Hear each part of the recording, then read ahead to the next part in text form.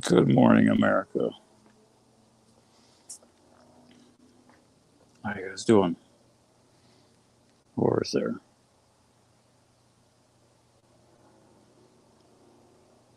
I realize how long it's been.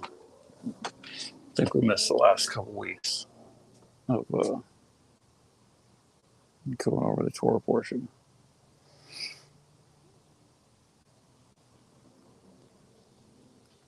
Um, I saw my mom over the weekend, and I didn't really want to go out because everyone is dressed for going to hell. But something just made me suck it up and just pray to God for the strength to watch my eyes just run in and run out of outside. I'm so glad I did. I mean, I hope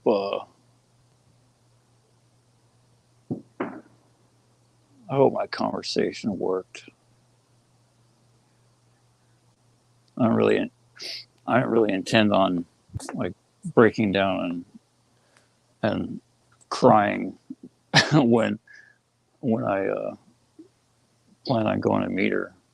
I wanted to say some stuff to like make sure she understood. This was the second time I was talking to her about learning and learning Torah. I'm trying to stress to her how critical it was, and she said, "I think people have corrupted God's word over the years." I said, "You know, they certainly have. At least most people have." And that's exactly how I used to feel, like 100%. Like there was nothing that you could trust.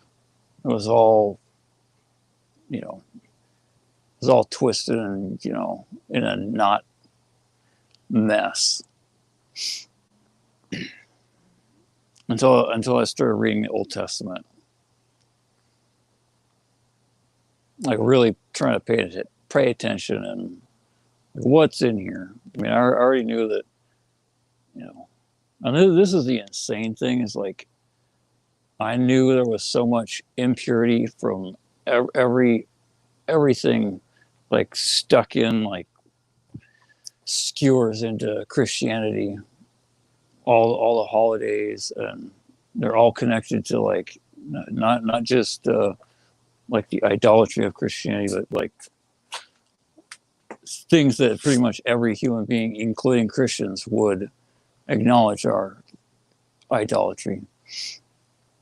But aside from that, I still like latched on to like maybe they got it wrong, and maybe maybe they just messed up Jesus's teachings. That's because I had absolutely no clue whatsoever until I started learning.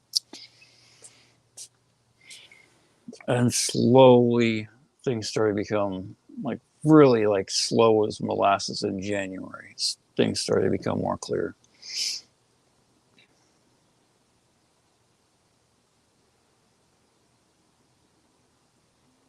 Then the really amazing thing was like about a year ago, I got an answer for why things are clear as mud.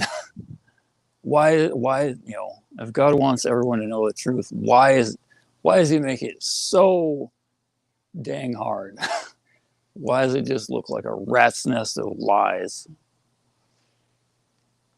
Robert Rubin got this question in a lecture when he went to New York a few years ago, and his answer is just awesome.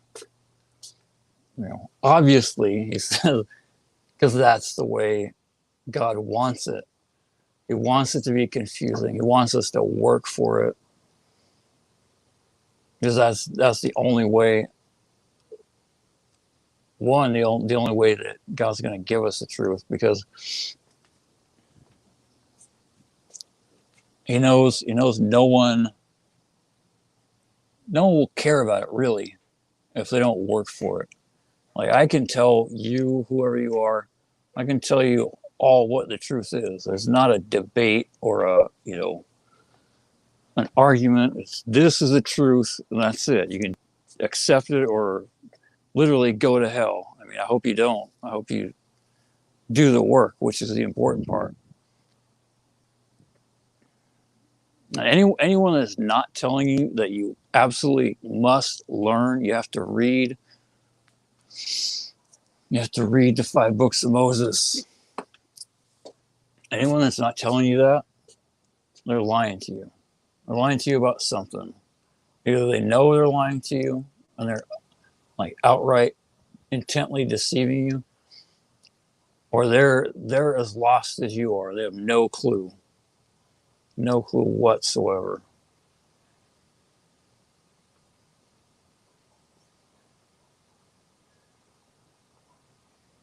See, I used to have no clue myself.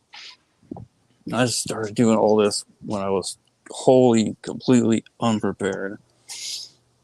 I get some water real quick. Hold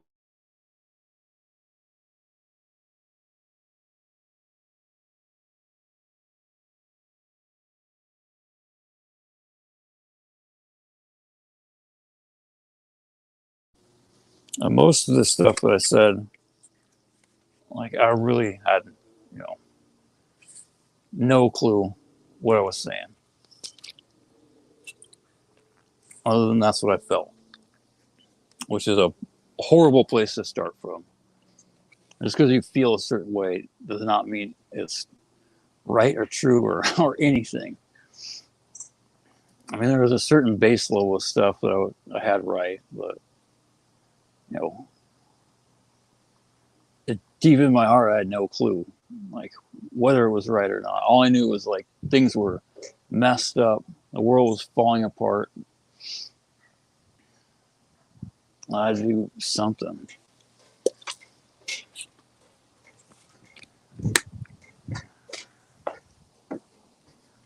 I thank God, Baruch Hashem, for God screwing up my life with some serious tests to get me motivated to keep going. Because I I know for a fact that if I wouldn't have had to deal with some like horrible, just like rip your hair out, lose your mind stuff, there's no way I would have taken anything seriously about a year and a half ago. I just would have kept, I would have kept it in neutral forever, or at least like in first gear, trucking along at 5 miles an hour, like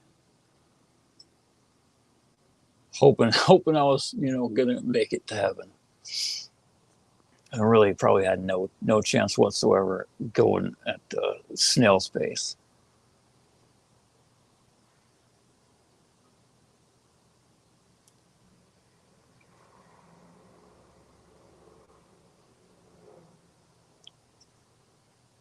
But after I learned enough, there was a certain point where I knew that all the voices in my head, not literally, but like, internal dialogue saying that maybe maybe there is maybe Jesus is true, or they just Paul screwed it up, and the Romans screwed it up, and everyone screwed it up.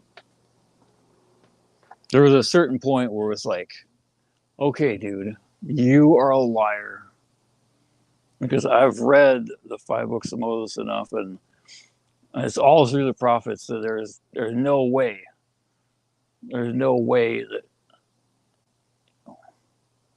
that's the funny thing is like Rabbi Rubin's, like, his lectures are awesome, but as far as the like abandoning completely and burning it all dead.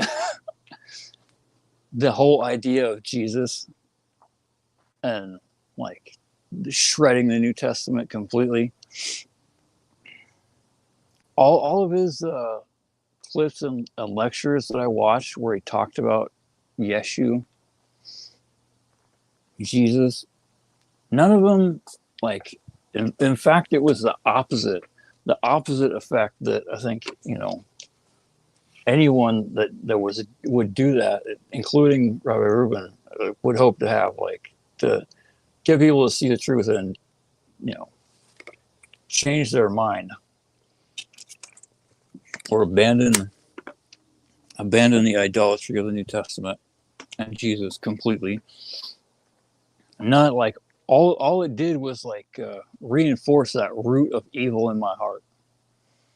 I was like, I don't like that. I don't like that. It was only after I started like really reading the 5 books of Moses for myself. And I would, like, if you look back at the old streams from like a year to a year and a half ago, once I started taking Robert Rubin's advice seriously and reading the weekly Torah portion, like everything, like God just laid it all out. Like, see, all you had to do was start reading, you dummy. Just read. It's all right there, right in the verses. Anything that you don't understand, like 99% of Rashi clarifies. I mean, you use the lectures to just get through life day to day, because you absolutely cannot live without that. And that's what I was trying to like get to, like, tell my mom. She said, like, I was trying to like reinforce to her, you absolutely have to learn. Like I don't know if I told her every single day, but I've told her that before, and I'm pretty sure they don't, like her and her new husband, but at least not yet. May God have mercy on us all and grant us the strength to learn more and keep learning and never, ever, ever stop.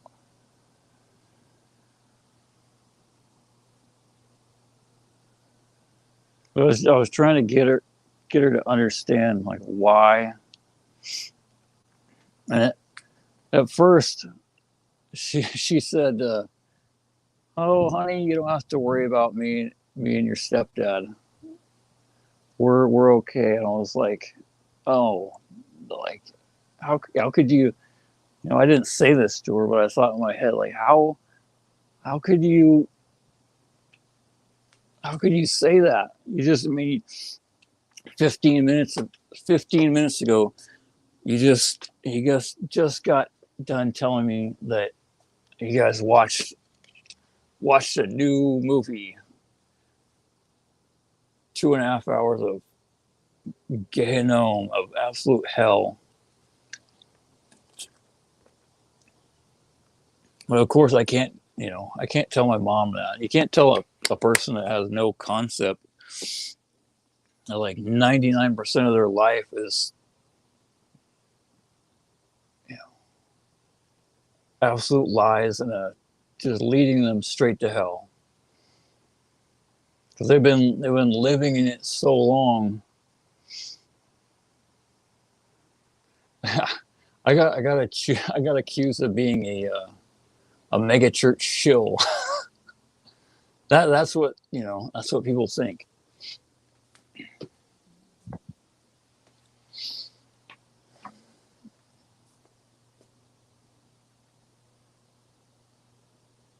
Yeah, I don't know, like, what to answer people other than to, you gotta figure it out for yourself.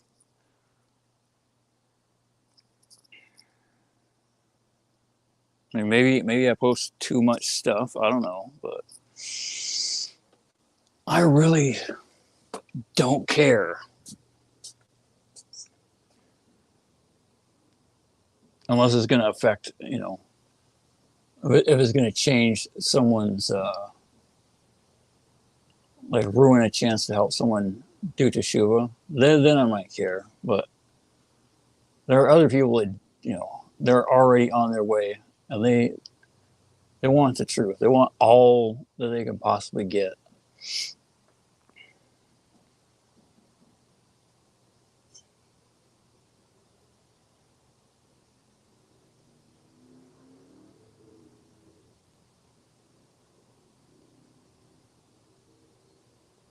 Rabbi Reuben has said it so many times. There's only two options. We can learn from the rabbi, from watching the lectures, from reading the Chumash, from reading the 5 books of Moses, from all the lessons that God's trying to give us, which every single week is just jam-packed with just dire warnings and amazing skills for life so that we can have a good life. Or we can learn from God, which, like I told my mom, God's voice is loud and it is painful. And it really hurts. And he crushes a person into absolute dust. But that's only if that person has some kind of merit. If they don't have any merit, God just leaves them alone. Lets them think that their life is fine. They're a monkey. They can live like an animal. They came from a mud puddle. Or they can think any other kind of steel nonsense heresy or idol worship that, God made the world and he left, or, God's a cream puff and he's not going to hold us to any real account. Just be a nice person and float through life like a Mr. Potato Head.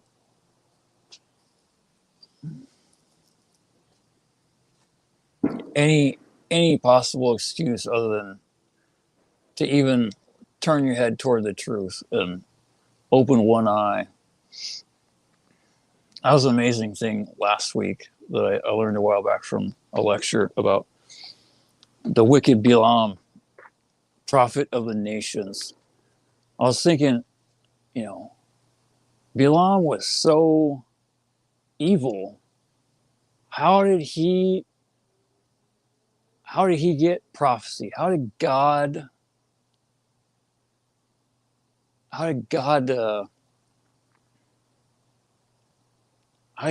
do it? Because God runs from everything that Bilaam was. He was arrogant, and he wanted honor, and he was a filthy, disgusting, pathetic human being. So you just say he was married to his donkey. As the way that when God opens the donkey's mouth and Bilaam starts getting rebuked by the donkey, like if you look at the way the donkey says, "You've ridden on me," I forget, like all these years, have I ever done such a thing to you? And the sages say the donkey is like basically spilling the beans of the fact that Bilaam was sodomizing the donkey for, however many years that he owned it. But I was thinking, how did God?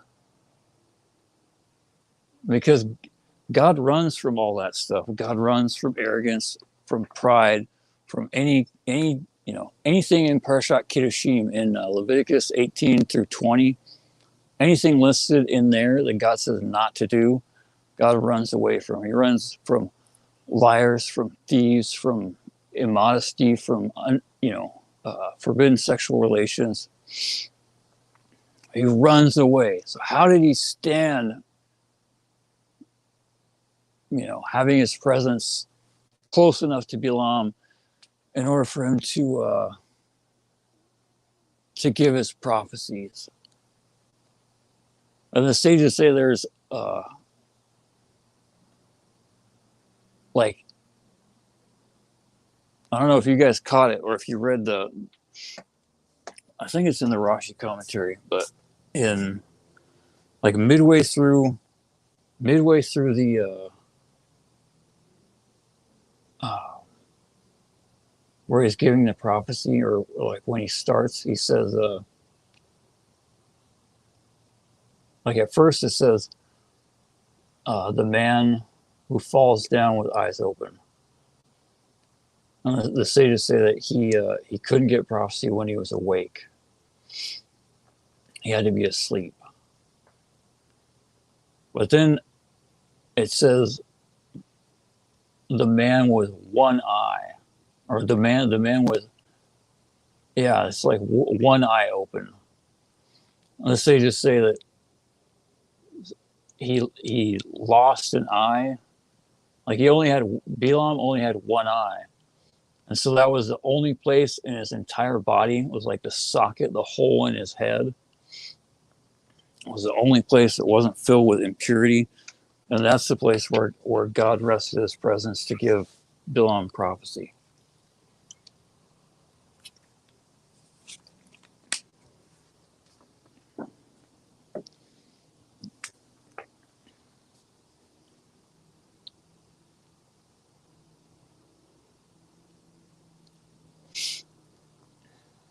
There's one really important lesson last week and this week and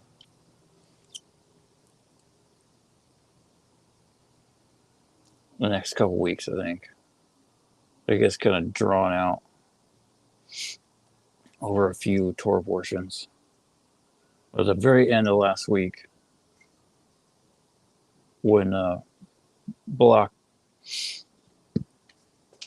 tried to pay Bilaam to curse the Jews, he found out the hard way that you cannot curse the Jews. It's like a mirror, like Pee Wee Herman. Not that it's anywhere near the same. Like the opposite. Whatever words go upon the Jewish people get returned to the sender.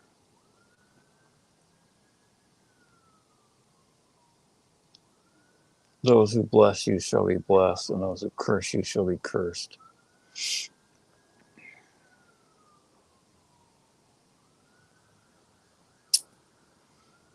And Bilaam tried to curse the Jews these 3 times. And he still couldn't do it.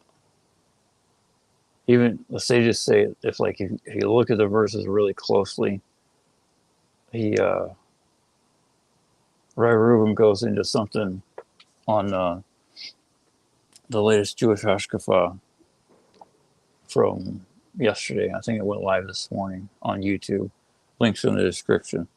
You should watch it if you haven't already. I need to rewatch it because I was half dead yesterday. Or maybe a 30-second dead.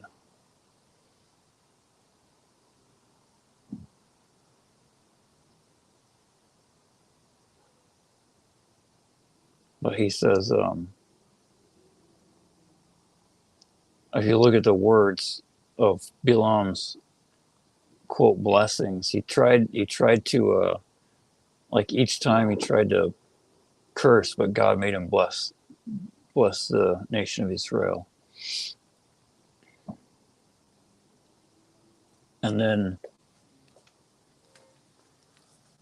the last time he pronounced his blessing in a certain way where it was like the most disadvantaged blessing he could muster. It's like somehow Rabbi Reuben says the sages say he tried to curse all the converts in a real sneaky way, or all the goyim that wanted potential converts, because both are all Bilaam Yitro and Yo, uh, Bilaam, the Jethro, and the prophet Job. They were all advisors to Pharaoh in Egypt.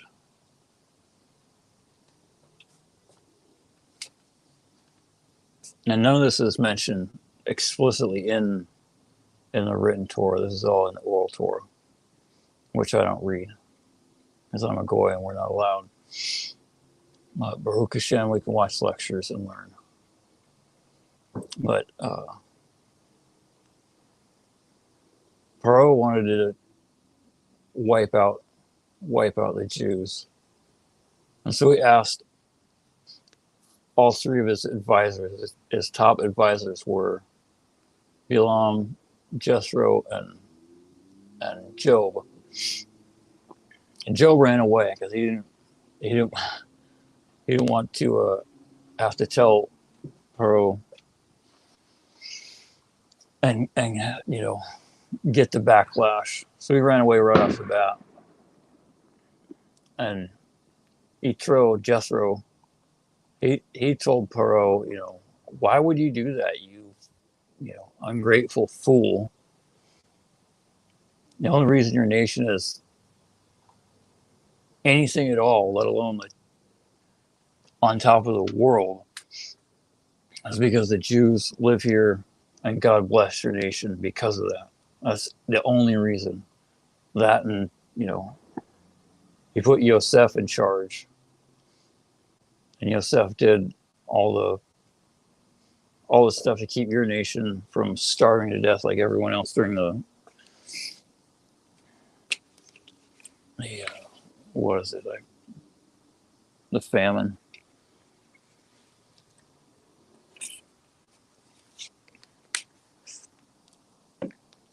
But after he told him that, which is the truth, Pharaoh really didn't like that. So Yitro realized that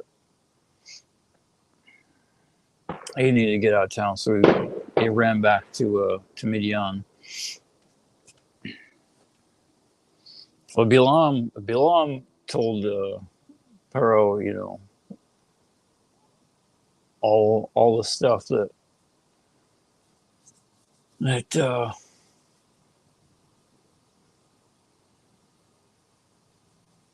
all the stuff that Pharaoh did to torture the Jews the last while where they were in Egypt. And so when Bilaam comes to see the nation, he sees that Jethro is with them, and that he converted, and he hates it. So he wanted to curse whoever he could, and if he couldn't curse the Jews, he'd curse all the potential converts. I can't remember what. It's a verse about something about scented aloes, or I can't remember. There's a really awesome verse that I totally would have never got without commentary. Like the significance of it. Just like Bilaam arose. And it's like, oh, okay, got up. Of course, he got to go. He got up because they're leaving. But he arose early in the morning to saddle his donkey. It's like, well, that's the vehicle. It's like getting in your truck and driving away or whatever. Well, the sages say, no, you blind fool. He arose to saddle his donkey. You know who Bilaam and Balak were, like great men. Balak was a king, and Bilaam was like a famous sorcerer and very wealthy. And men of that stature don't do anything for themselves. But Bilaam hated Israel so much that he didn't wait for his servants to saddle his donkey. He went out there himself, just mad, full of rage and hate, and saddled his own donkey to do it himself so he could get out there as fast as he could to try to destroy the Jews.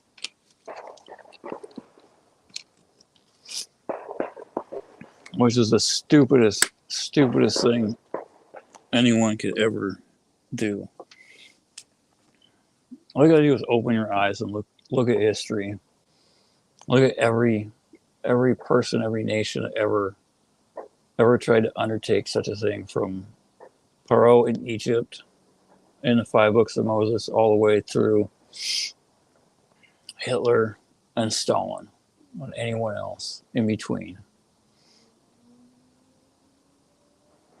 Somehow, through some coincidence, the Jews are still here. Everyone else is in hell.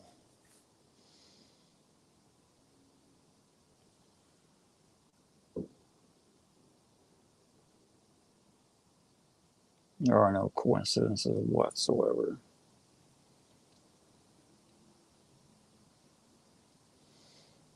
I told my mom that if a lot of people don't wake up, we're headed for another Holocaust situation.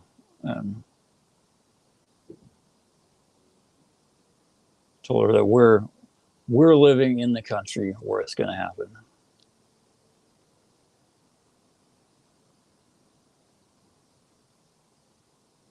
And see, like 3 to 5 years ago, I had this like horrible gut feeling that what I just said was going to occur.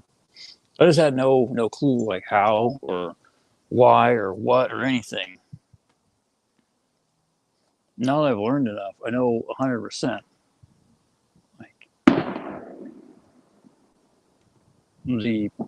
I mentioned this a few weeks back. The prototype for what I just talked about is in the 5 books of Moses, in the Torah.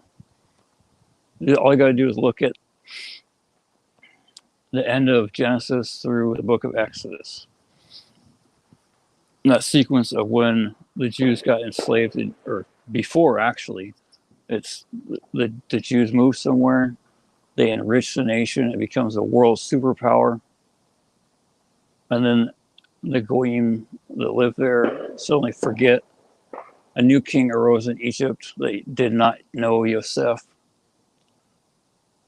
and then they get jealous and greedy, and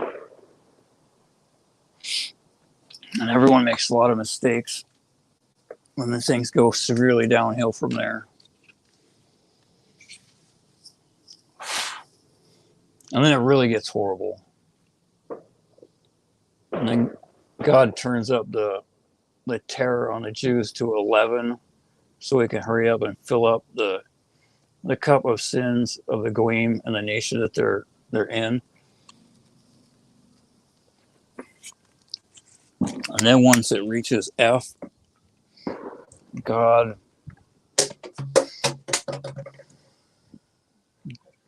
himself comes in. Not an angel.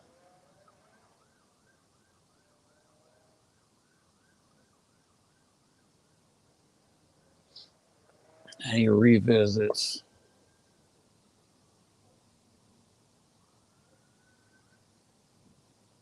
the curse of the firstborn, plus all the other 11 plagues, or I forget, is there 10, 9 plagues? I can't remember.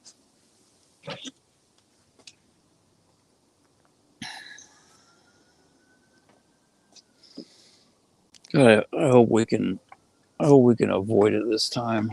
I really do, but people are just so stuck in filth and lies, and they're so just bound to their desires, whatever they are. A person's desires just, they blind them from the truth completely, or at least enough to where it doesn't really matter what truth is in front of their face. It's not enough to put enough of the puzzle together to see anything that's going to help them to live.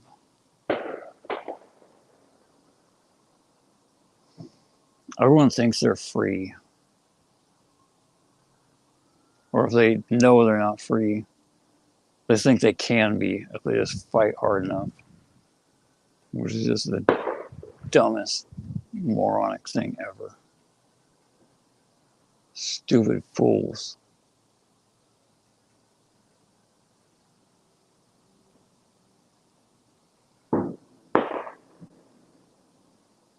My dad said a while back that there's nowhere for white people to run anymore.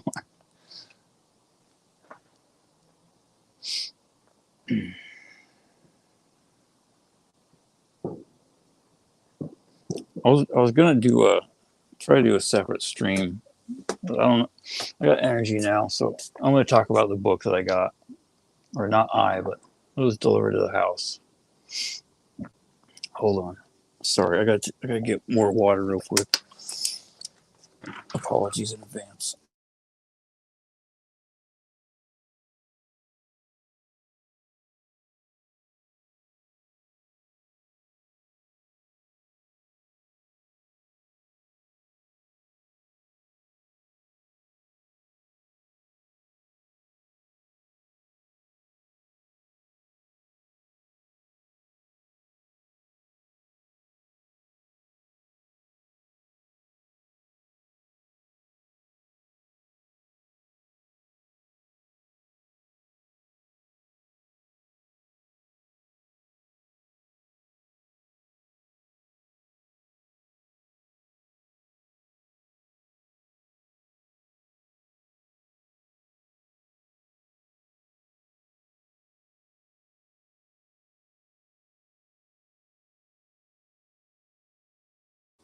Okay, sorry to leave you hanging there. I almost forgot the critical thing that's hugely, like vitally, most importantly related to everything. And I was just talking about the avoiding the horror.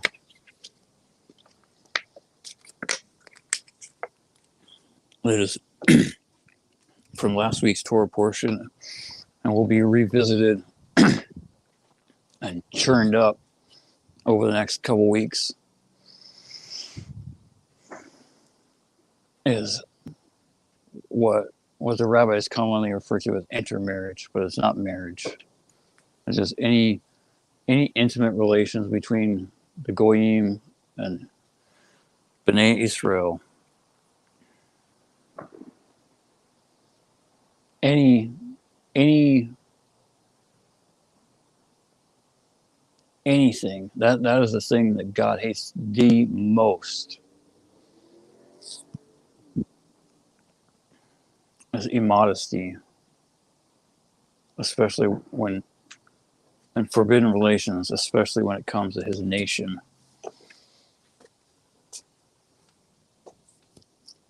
With the other nations.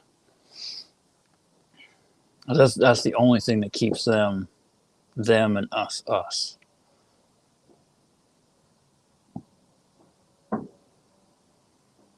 Like more than anything.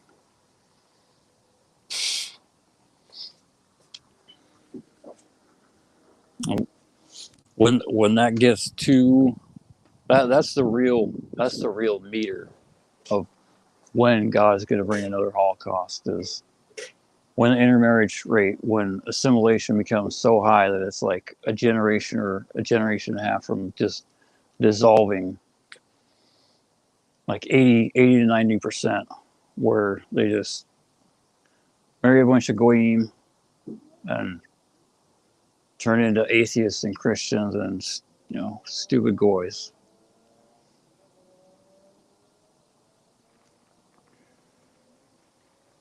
I can't remember which rabbi and how, but Rabbi Reuben in his Mashiach series, based on the Rabbi Elkanah Wasserman's book, Mashiach, there was one of his rabbis. I forget if it was the Chazon Ish or the Hafetz Chaim or someone else, but one of them said that if they don't observe the Torah, the Goyim will make their own Torah, and woe to us when we have to learn Torah from the Goyim. And I was like, not even a generation before the Nuremberg laws were passed. Rabbi Reuben talks about it in the latest Jewish Hashkafa series lecture. And the insane thing is it's like just like the rabbi said, it is the Goyim wrote their own Torah. And like the Nuremberg laws are pretty much all the laws of forbidden relations in the Torah between Jews and Gentiles.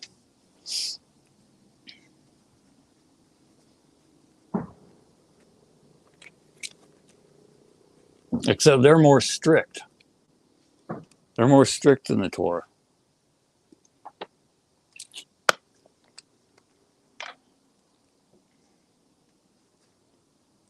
That's how serious God was.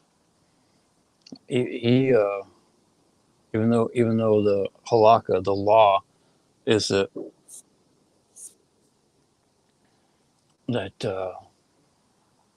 if your mom is Jewish, then you're a Jew. The Nuremberg laws were like anything. Doesn't matter. Mom, dad, 25%. Didn't matter.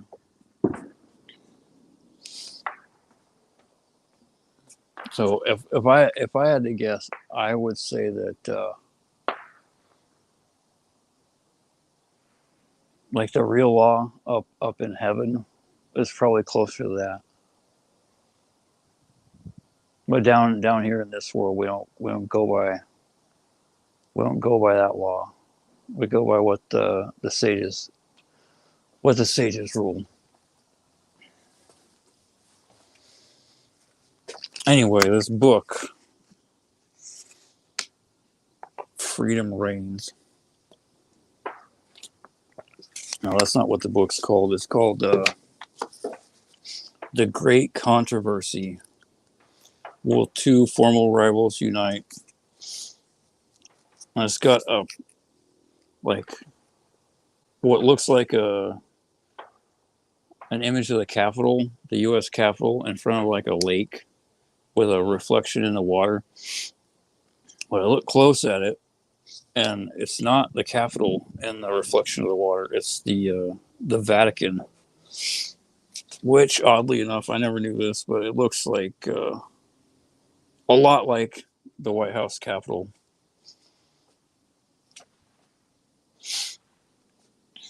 Like a lot like it. I don't know if you guys have ever seen it, but if you're interested, you should do a search on, what is it? I think it's St. Peter's Basilica is what it's called. They look like eerily similar. And this book is like basically anti-Catholic Christian propaganda, which is just, if there were such a thing as irony, this is like it. Chapter 32, Snares of Satan. And the really disgusting thing is you like flip through it and it uses the C word just over and over again. Like, oh, why, man? You just call him the J-Man or something. Anyway, it talks about, you know, the founding of America and how it was, uh, you know, all basically designed to like escape, like all the colonists wanted to get away from the Catholic Church, or at least a lot of them did, for whatever reason, whether they wanted to practice Protestant, you know, or some other form of Christianity, or they were like most of the founding fathers, which is some kind of, you know, heretical believer in some kind of creating force, deists and theists and whatever nonsense word people use. There's the truth, and then there's some shade of a lie. Whether it's like 1% gray or complete black, it's still lies. Anyway, our ancestors moved here at some point in time, and up until like the 1850s, there were virtually no Catholics here in America, or at least the like early 1800s. And then when the Industrial Revolution started, there was and the like potato famine in Ireland and various other things. There, on the East Coast, started becoming like an industrial center. They didn't meet for the workforce, and so they accepted a whole tons of Catholics. But at first, it was like this nation was completely anti-Catholic.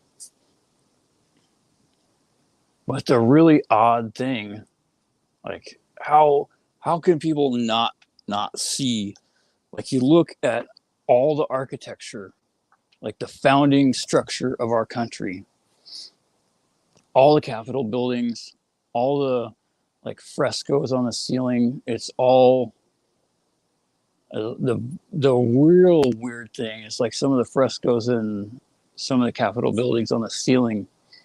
It's like all the idolatry of every nation that outcasts the Jews throughout history. At least all the major ones, like starting from Egypt through like Greek and Rome, but the entire like it's all Greek and Roman, which is the Catholic Church.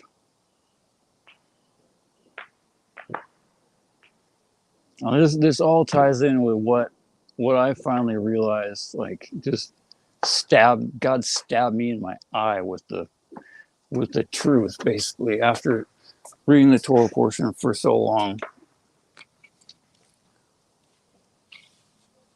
That there is like doesn't matter what a person sets out to do. Like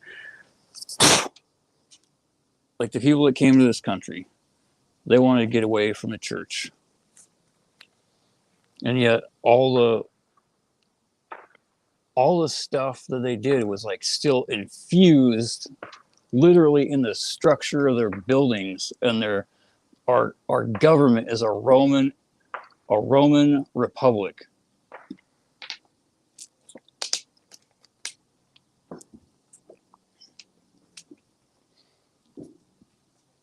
Doesn't matter what a person wants. Man, there's a lot of mosquitoes out here. Doesn't matter what a person wants.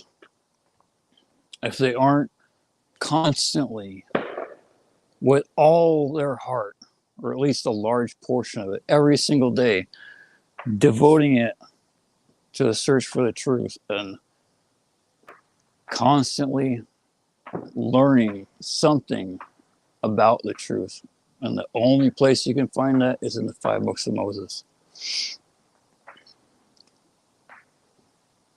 and the Tanakh. And if you're a Jew, the oral Torah. But from the Jews, through Moses. That's no one else has that. Everyone else goes through me. So all they care about is what they think, their ideas. They don't hold any, they have no weight or value to anyone that comes before them. I mean, they may say, they may hold adherence to the Prophet Muhammad or to Jesus,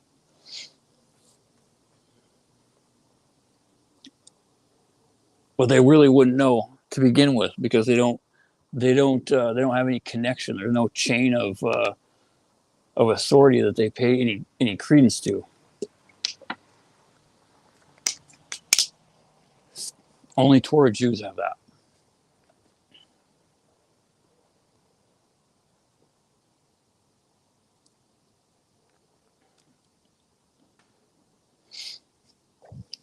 But eventually, this country, if everyone doesn't wake up,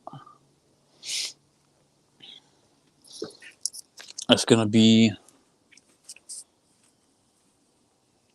fully Rome, fully Edom.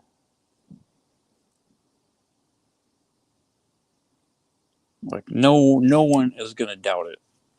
There's going to be one point where it's going to be, or at least anyone that has at least one open eye, like Bilaam. There's going to be some completely blind fools that don't have any eyes, still won't see it.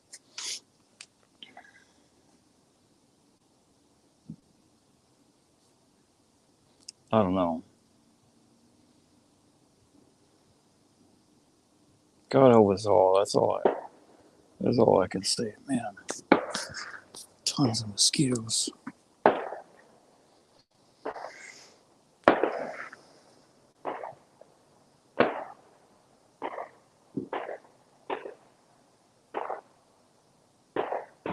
You guys have the 4th of July off?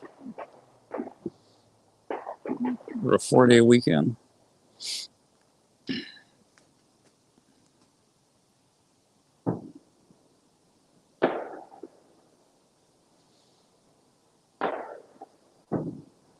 Well, if you're taking off, maybe I will too.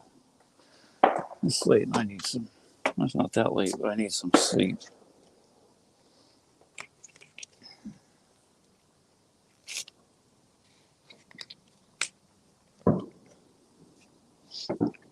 I mean, I don't know what else to say, man.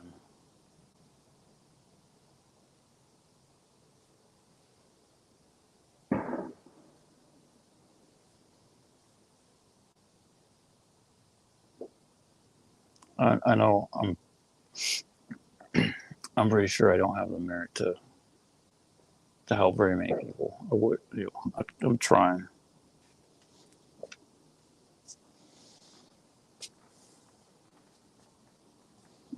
I know it's like a snowball. It takes time to get going.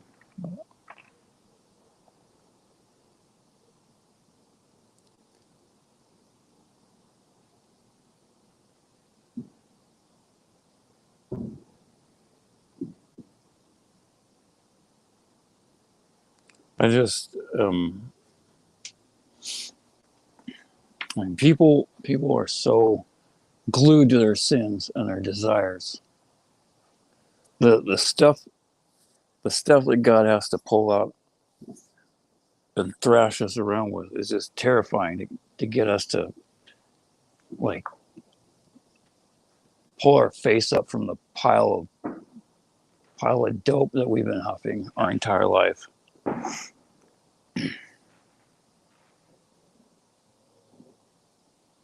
God's been tapping on our head since day one, and the whole time The whole time we just don't. In a minute, okay? I'm busy. Okay, you see, I'm like in this. I'm like fulfilling my desires, doing something. Just leave me alone.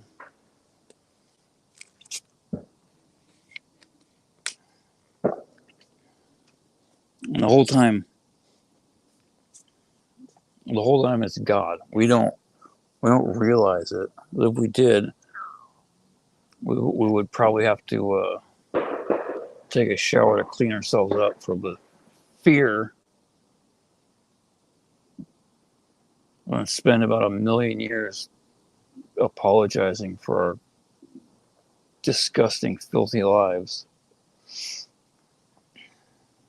before we could look up and ask, what he wanted.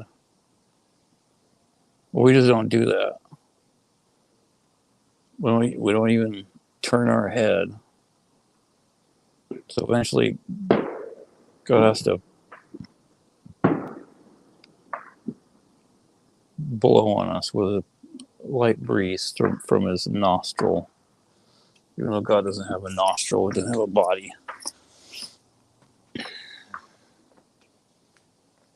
Rashi says it's just the words so people can understand how little effort it takes for God to just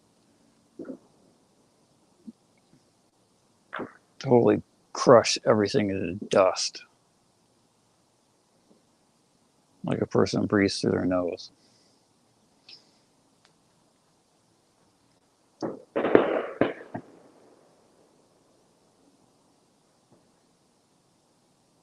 That's why the Torah uses the word. He took his nation out of Egypt with a strong hand and an outstretched arm. Not that it was hard. Not that it was hard for him, but that it was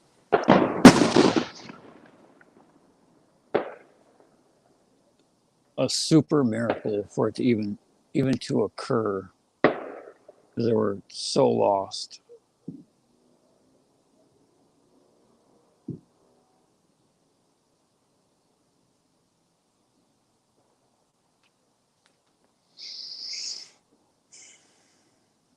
Man, there's just a lot of mosquitoes. Okay, I think I'm gonna go inside. Oh, this was productive.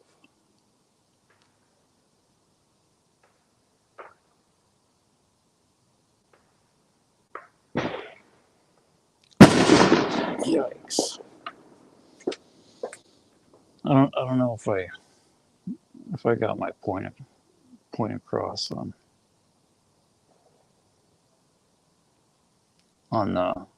people that corrupt God's word.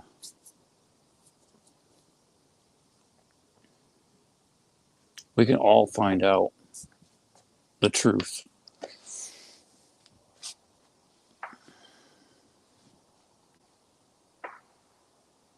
You could be a stupid, stubborn moron like I was for so long, just fumbling around in the dark,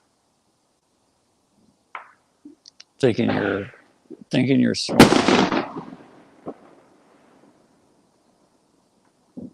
looking everywhere except for where you need to look. At least, seriously. Focus all your effort in one place where we all know where the truth is. It's in the beginning. Parashat bara Elohim. In the beginning, God created the heavens and the earth.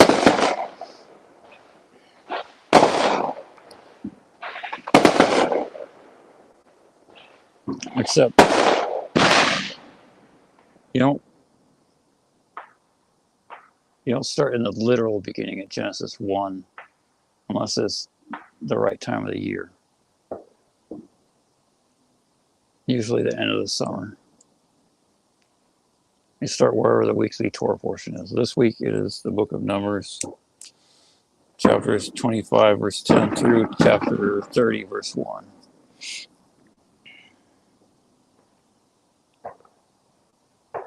God made everything in a certain way, so everything lines up every year precisely.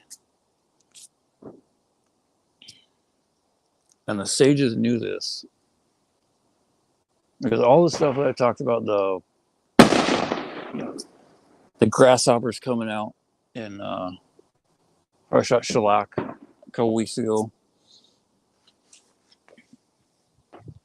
and was it the garlic? I think in Behel, right when the Torah, in the 5 books of Moses, in the Torah portion, it talks about garlic.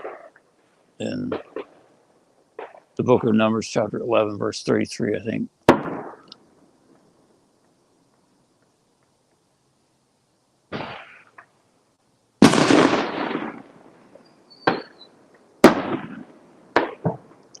We missed the fish we ate freely in Egypt. The melons, cucumbers, leeks, garlic, and onions. And the bugs coming out in Parashat Kedoshim. All that stuff is God.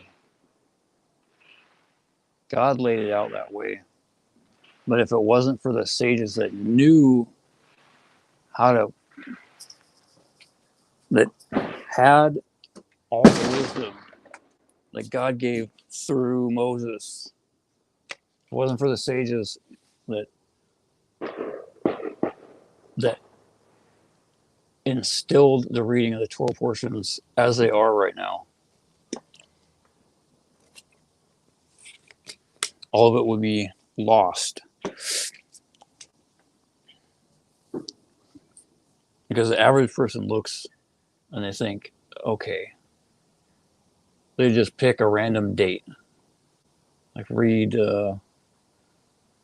Genesis 1 on the 1st of the year, on January 1st. You're on the wrong calendar.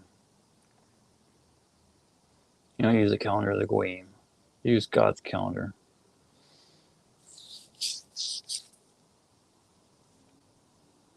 Or maybe you pick one holiday. You start with Pesach. Like the first time it mentions the observance of Pesach, Passover. Well, you'd be right for maybe a week. If that. Or, 2 maybe. And then it gets all messed up because there are certain things that are not like the sages say. There are certain things in the Torah, in the 5 books of Moses, that are not in chronological order. And there are certain points, like after the Exodus, where there's 40 years.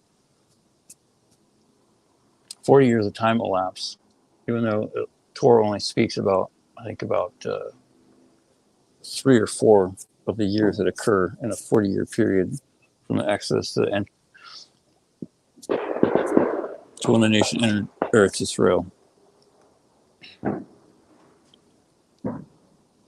Anyway, the point I'm trying to get at is the sages know, and we don't. We have no clue. No one else has any clue whatsoever. And anyone listening to this, if you want anything good in life, listen to the sages. Use the link in the description. Learn. Beg God for help. It's all a holistic approach, like a real holistic approach. If you take one thing out, it doesn't work. You gotta beg God for help. You gotta beg God to show you the truth. You gotta do the work. You gotta read. You gotta listen. And you gotta work on yourself.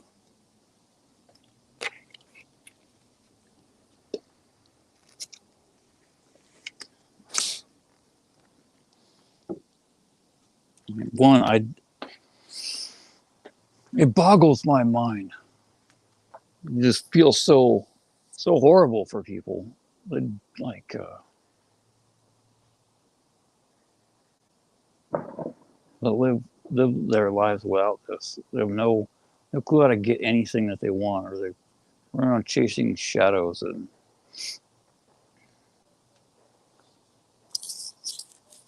have no idea why certain horrible things occur. If you learn from the sages, learn from a rabbi that learned in their tradition, wouldn't take you that long if you paid attention. It took me too long because I didn't pay attention enough. It took me like 2 years to beat into my head like just a handful of things, other than don't waste seed and don't be a complete degenerate.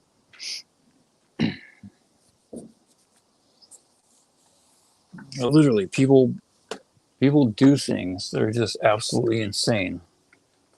And to the average person, they would see nothing wrong with this whatsoever. Just normal life, like a Monday morning. But anyone that knows Torah will look at it as, you fool. You just destroyed your life. What are you doing? How would you not expect tragedy to befall you? You bought a nice car when you live in basically a ghetto, and you're not the crack dealer, that runs the block. You're the new guy. When you live in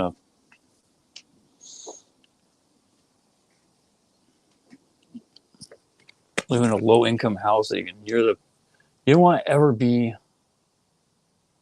the big shot. You don't want to ever. You want to be the average person in the average place and have no one look at you.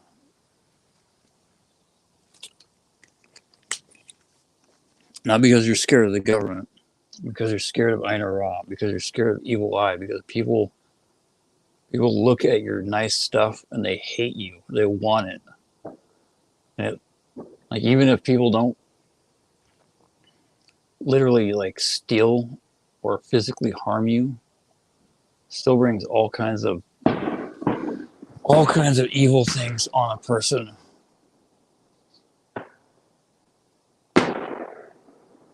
But most people won't even accept that. I just think, everyone came from a mud puddle.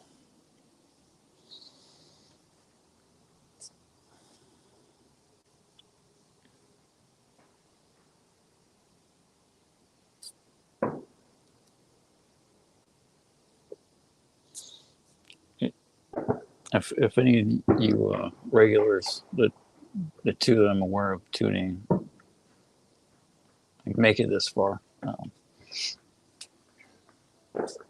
hope you guys are doing well. Summer is a scary time if you have to go out in the world, because everyone is dressed just to go straight to hell, especially women. God help them. May God have mercy on us all and show us the truth. And grant us the strength to learn and to follow the truth.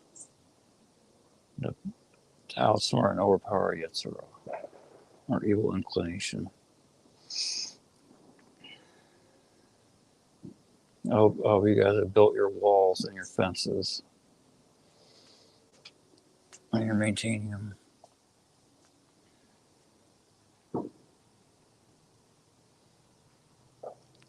Just some re-encouragement for you guys. If you take it seriously, I know it's like has a tendency to drive you absolutely insane at times, having to live in a world of filth, and that probably will never stop. But it does get better as long as we keep learning. We get enough tools and get enough distance from the filth, from the gutter that we climbed out of.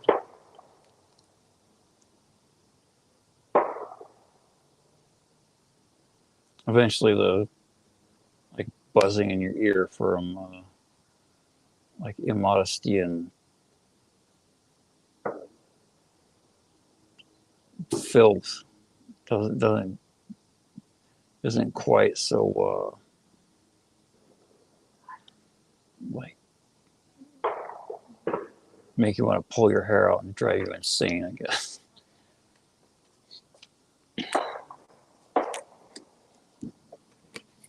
Doesn't mean you can look though. You gotta keep staring at the ground. Turn your head the other way. Always beg God for help. Probably everyone says for a man, anytime he overcomes a test of immodesty, like even just looking, if there's an immodestly dressed woman and he turns his head and does not look back at all, that's the time when we ask God for anything we want, whatever it is. Most of the time I just ask him for the strength, the wisdom and the strength to keep passing the test, because that's what I need the most. more than anything else.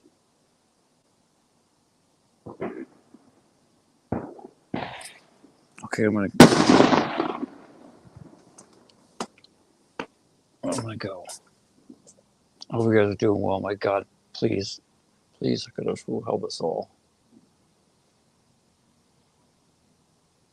Please help us help others. Please help us to maximize our tools that you have given us and to earn the merit to get a little bit more. Please.